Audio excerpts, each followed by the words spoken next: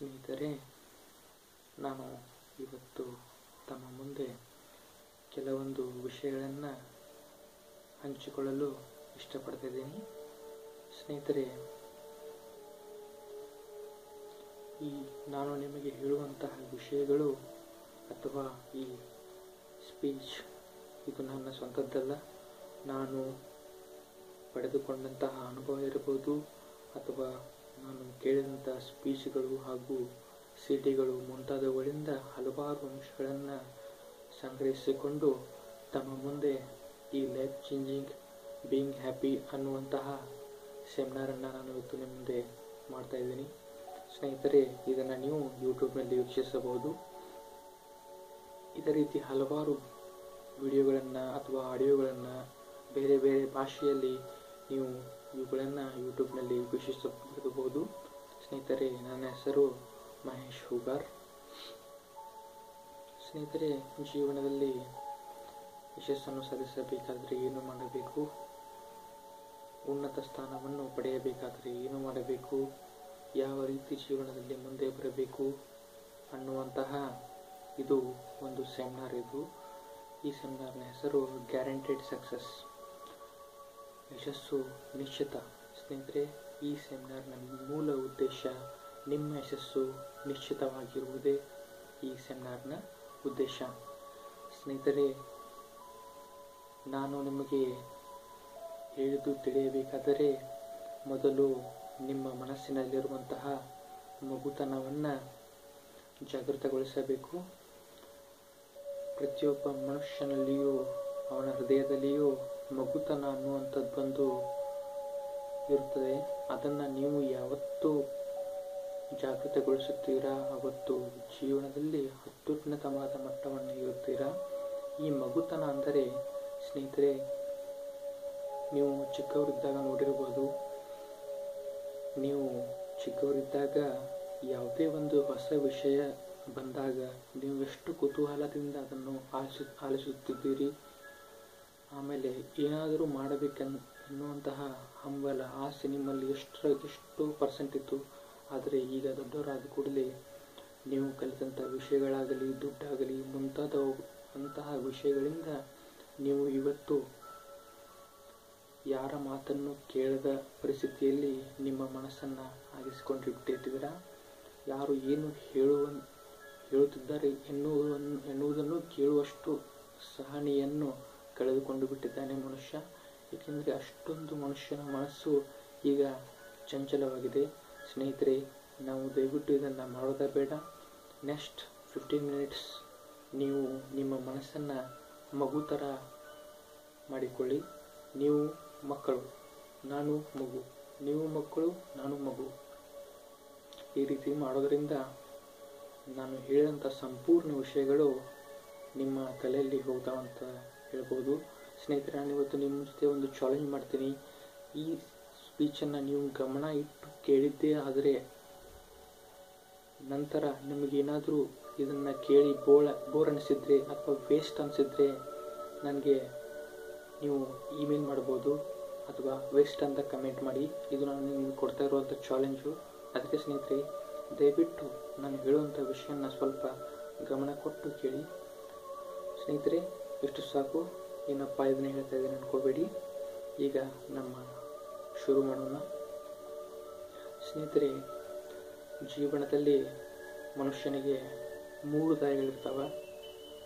ಆ 3 ದಾರಿಗಳನ್ನು ನಾನು ಇವತ್ತು ನಿಮಗೆ ಒಂದು ಉದಾಹರಣೆ ಮೂಲಕ ನಿಮ್ಮ ಮುಂದೆ ವಿಸ್ತರಣೆಯನ್ನು ಮಾಡ್ತೀನಿ. ಮನುಷ್ಯನ ಜೀವನದಲ್ಲಿರುವಂತಹ 3 ದಾರಿಗಳು. ಇದಕ್ಕೆ ಅತ್ಯುತ್ತಮವಾದ ಉದಾಹರಣೆ ಒಂದು ಈಜುಕೊಳ ಇರ್ತದೆ, ಸ್ವಿಮ್ಮಿಂಗ್ ಪೂಲ್. ಒಂದು ಸೈಡ್ನಲ್ಲಿ ಮೊಣಕಾಲು ಅಷ್ಟು ನೀರಿರ್ತದೆ, ಇನ್ನೊಂದು ಸೈಡಲ್ಲಿ ಆಳವಾದ ನೀರಿರ್ತದೆ. ಅದರ ಸ್ವಿಮ್ಮಿಂಗ್ ಪೂಲ್ ಗೋಡೆ ಮೇಲೆ 3 ಜನ ಕುಳಿತಿರ್ತಾರೆ. ಈ 3 ಜನರೇ ಮನುಷ್ಯನ ಜೀವನದ 3 ದಾರಿಗಳು. ಅದರಲ್ಲಿ ಮೊದಲೇವನು ಕುಳಿತು ಗಮನಿಸ್ತಾನ, ಈಜುವುದನ್ನು ನೋಡ್ತಾನ. ಆ 3 ಜನರಿಗೆ ಈಜು ಅಂದರೆ ಏನು ಅಂತ ಗೊತ್ತಿಲ್ಲ. ಆ 3 ಜನರಿಗೆ ಈಜು ಬರ್ತಿರೋದಿಲ್ಲ. ಅದಕ್ಕೆ ಅದರಲ್ಲಿ ಮೊದಲವನು ಕುಳಿತು ನೋಡ್ತಾನೆ, ಏನಪ್ಪ ಇದು ಈ ರೀತಿಯೆಲ್ಲ ಈಜ್ತಾ ಇದ್ದಾರಲ್ಲ, ನಾನು ಈಜಬೇಕು, ಇಲ್ಲಿ ಹೋಗ್ಲಾ ಅಲ್ಲಿ ಹೋಗ್ಲಾ, ನೀರು ಆಳ ಇರುತ್ತಾ ಕಡಿಮೆ ಇರುತ್ತಾ, ನಂಗೆ ಈಜಕ್ಕೆ ಬರುತ್ತಾ ಇಲ್ವಾ ಅಂತ ಈ ಮೊದಲನೇವನು ಬರೀ ಯೋಚನೆ ಮಾಡ್ತಾನೇ ಕೂತ್ಕೊಂಡ್ಬಿಡ್ತಾನೆ. ಆದರೆ ಇಟ್ ಮೀನ್ಸ್ ಅವನು ಯಾವುದೇ ವಿಷಯವನ್ನು ಮನಸ್ಸಿನಲ್ಲಿ ಮಾತ್ರ ಯೋಚನೆ ಮಾಡ್ತಾನೆ, ಯಾವುದೂ ವಿಷಯವನ್ನು ಕಾರ್ಯರೂಪಕ್ಕೆ ತರೋದಿಲ್ಲ. ಇದರಿಂದ ಅವನು ಜೀವನದಲ್ಲಿ ಅಲ್ಲಿ ಸ್ಟ್ರಕ್ ಆಗಿ ಉಳಿತಾನಂತ ಹೇಳ್ಬೋದು. ಸ್ನೇಹಿತರೆ, ಇನ್ನು ಮೂರನೇದವನ ಬಗ್ಗೆ ನಿಮಗೆ ಹೇಳಬೇಕಂದ್ರೆ, ಮೂರನೇದವನಿಗೆ ಆತ ಜಾಸ್ತಿ. ಅವನೇನು ಮಾಡ್ತಾನೆ, ಈ ಸಾರಿ ಇಲ್ಲಿ ಚಿಕ್ಕ ನೀರಿನಲ್ಲಿ ಚಿಕ್ಕ ಮಕ್ಕಳು ಈಜುತ್ತಿರ್ತಾರೆ, ದೊಡ್ಡ ನೀರಿನಲ್ಲಿ ದೊಡ್ಡವರು ಈಜುತ್ತಾರೆ, ಚಿಕ್ಕ ಮಕ್ಕಳು ಕೂಡ ಅಲ್ಲೂ ಇರ್ತಾರೆ. ಆದರೆ ಅವನ ಮನಸ್ಸಿನಲ್ಲಿ ಒಂದು ಆಸೆ ಹುಟ್ಕೊಂಡ್ಬಿಡ್ತದೆ, ಯಾಕೆ ಇಲ್ಲಿ ಈಜಿ ಟೈಮ್ ವೇಸ್ಟ್ ಮಾಡಬೇಕು, ಇಳಿದ್ರೆ ಆಳವಾದ ನೀರಿಗೆ ಇಳಿಬೇಕಂತ ಒಮ್ಮೆಲೆ ಹೋಗಿ ಆಳವಾದ ನೀರಿನಲ್ಲಿ ಧುಮುಕಿಬಿಡ್ತಾನೆ. ಅವನಿಗಾಗೋದು ಪರಿಸ್ಥಿತಿ ತಮಗೆ ಗೊತ್ತಿರ್ಬೋದು. ಆಳವಾದ ನೀರಿಗೆ ಧುಮುಕ್ತಾನ. ಈಜು ಅಂದ್ರೆ ಏನು ಅಂತ ಅವನಿಗೆ ಗೊತ್ತಿಲ್ಲ. ನೀರನ್ನು ಕುಡಿದ್ಬಿಟ್ಟು ಕೆಳಕ್ಕೆ ಹೋಗ್ತಾನ. ಅಲ್ಲಿ ಅಕ್ಕಪಕ್ಕದವ್ರು ಇದ್ದವರು ಅವನ್ನ ಎತ್ಕೊಂಡ್ಬಂದು ಮೇಲೆ ಹಾಕಿ, ಯಾಕಪ್ಪ ಸಾಯೋದು ಬೇರೆ ಜಾಗ ಸಿಗ್ಲಿಲ್ವಾ ಅಂತ ಕೇಳ್ತಾರೆ. ಅದಕ್ಕೆ ಈ ಮನುಷ್ಯ ಅಂದರೆ ಈ ದಾರಿ ಅಂದರೆ ಮನುಷ್ಯನಿಗೆ ನೀವು ಯಾವುದೇ ಒಂದು ಕಾರ್ಯವಾಗಲಿ ಅಥವಾ ಯಾವುದೇ ಒಂದು ವ್ಯವಹಾರವಾಗಲಿ ನಿಮ್ಮ ಜ್ಞಾನವಿಲ್ಲದೆ ಒಮ್ಮೆಲೆ ಅದರಲ್ಲಿ ಧುಮುಕುವುದರಿಂದ ನಿಮಗೆ ರಿಸ್ಕ್ ಅನ್ನೋದು ಸಂಪೂರ್ಣವಾಗಿ ಬಂದೇ ಬರ್ತದೆ. ಅದಕ್ಕೆ ನೀವು ಯೋಚನೆ ಮಾಡುತ್ತಾ ಕೂತ್ಕೊಳ್ಳುವಂಥ ಮನುಷ್ಯನಾಗಬೇಡಿ. ಒಮ್ಮೆಲೆ ನೀರಿನಲ್ಲಿ ಧುಮುಕಿ ಸಾಯುವಂತಹ ಮನುಷ್ಯನಾಗಬೇಡಿ. ಈ ಎರಡೂ ದಾರಿಯನ್ನು ಬಿಟ್ಟು ಈ ಮನುಷ್ಯ ಅಂದರೆ ಇವನು ಮಧ್ಯದ ಮನುಷ್ಯ, ಈ ಮಧ್ಯದ ಮನುಷ್ಯನನ್ನು ನೀವು ಬೆನ್ನು ಹತ್ತಿ ಹೋದಿದ್ದಾದರೆ ನೀವು ಜೀವನದಲ್ಲಿ ಯಶಸ್ಸು ಕಟ್ಟಿಟ್ಟ ಬುತ್ತಿ ಅಂತ ಹೇಳ್ಬೋದು. ಸ್ನೇಹಿತರೆ, ಈ ಮನುಷ್ಯ ಏನು ಮಾಡ್ತಾನಪ್ಪ ಅಂದರೆ, ಮೊದಲು ಗಮನಿಸ್ತಾನೆ. Observation is the best teacher in this world. So before do anything you have to observe. ಅಂದರೆ ನೀವು ಗಮನ ಕೊಡಬೇಕು. ನೋಡ್ತಾನೆ, ಇಲ್ಲಿ ನೋಡ್ತಾನೆ, ಇಲ್ಲಿ ಯಾವ ರೀತಿ ಈಜ್ತಾರೆ, ಇಲ್ಲಿ ಯಾವ ರೀತಿ ಈಜ್ತಾರೆ ಅಂತ ಗಮನ ಕೊಡ್ತಾನೆ. ನಿಧಾನವಾಗಿ ಒಬ್ಬನ ಹತ್ರ ಹೋಗಿ ಯಾವ ಥರ ಈಜ್ತಾರೆ ಅಂತ ಅನ್ನೋದನ್ನು ತಿಳ್ಕೊತಾನೆ. ಆಮೇಲೆ ಚಿಕ್ಕ ನೀರಿನಲ್ಲಿ ಹೋಗಿ ಈಜನ್ನು ಪ್ರಾರಂಭಿಸ್ತಾನೆ. ಹಾಗೆ ಈಜನ್ನು ಕಲಿತು ನಂತರ ನಿಧಾನವಾಗಿ ಆಳವಾದ ನೀರಿನಲ್ಲಿ ಈಜ್ತಾನೆ. ಈಜನ್ನು ಒಂದು ಪರ್ಫೆಕ್ಟ್ ಮಾಡ್ಕೋತಾನೆ. ಯಾವತ್ತು ಈಜನ್ನು ಪರ್ಫೆಕ್ಟ್ ಮಾಡ್ಕೋತಾನೆ ಅವನು ಚಾಂಪಿಯನ್ ಆಗ್ತಾನೆ. ಅವನು ಸಂಪೂರ್ಣವಾಗಿ ಪರ್ಫೆಕ್ಟಾಗಿ ಈಜನ್ನು ಕಲಿತಾನೆ ಅಂತ ಹೇಳ್ಬೋದು. ಸ್ನೇಹಿತರೆ, ಅಂದರೆ ನೀವು ಜೀವನದಲ್ಲಿ ಯಾವುದನ್ನೇ ಮಾಡಬೇಕಾದ್ರೆ ಮೊದಲು ಅದರ ಬಗ್ಗೆ ಗಮನಿಸಿ, ಆಮೇಲೆ ಅದರ ಬಗ್ಗೆ ಗುರುತಿರುವಂತಹವರ ಕಡೆ ಕೇಳಿ ತಿಳಿದುಕೊಳ್ಳಿ. ಅದರ ಬಗ್ಗೆ ಜ್ಞಾನವನ್ನು ಸಂಗ್ರಹಿಸಿಕೊಳ್ಳಿ. ಅದರ ಬಗ್ಗೆ ಸಂಪೂರ್ಣ ವಿಷಯವನ್ನು ಸಂಗ್ರಹಿಸಿಕೊಳ್ಳಿ. ಅದನ್ನು ಕಲಿಯಿರಿ. ಕಲಿಯುವುದು ಮಹತ್ವದ ಪಾತ್ರ ವಹಿಸುತ್ತದೆ ಜೀವನದಲ್ಲಿ. ನೀವು ಸ್ನೇಹಿತರೆ ಕಲಿಕೆಗೆ ಮಹತ್ವ ಕೊಡಬೇಕು ಹೊರತು ಯಾವುದೇ ಬಾಹ್ಯ ವಸ್ತುವಿಗಲ್ಲ ಅಂತ ಈ ಮೂಲಕ ನಿಮಗೆ ಹೇಳಕ್ಕೆ ಇಷ್ಟಪಡ್ತೀನಿ ಸ್ನೇಹಿತರೆ. ಅದಕ್ಕೆ ನೀವು ಯಾವ ದಾರಿ, ಈ 3 ದಾರಿಯಲ್ಲಿ ನಿಮಗೆ ಯಾವ ದಾರಿ ಸೂಕ್ತ ಎನ್ನುವುದು ನಾನು ನಿಮಗೆ ಹೇಳಲ್ಲ. ಇಷ್ಟು ಜನರಲ್ಲಿ ನಿಮಗೆ ಗೊತ್ತಾಗಿರಬೇಕು ಸ್ನೇಹಿತರೆ.